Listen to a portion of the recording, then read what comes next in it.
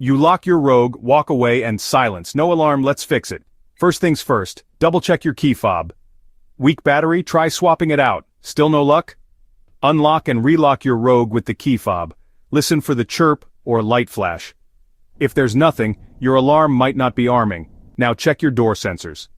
Sometimes, a door that's not closed all the way can keep the alarm off. Open and firmly close each door, including the trunk and hood. Still quiet? Head inside and look at your car's settings. On newer Rogues you can adjust alarm functions through the central display. Make sure the security system is turned on. Next, check the fuse box.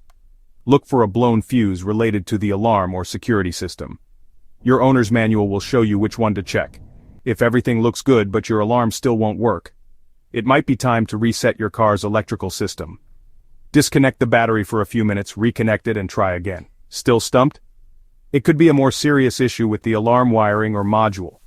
That's when it's best to leave it to a pro. Quick recap. Check the key fob, door settings, fuses, and reset the system. If all else fails, get help from a technician. Don't let a silent alarm leave your Rogue vulnerable.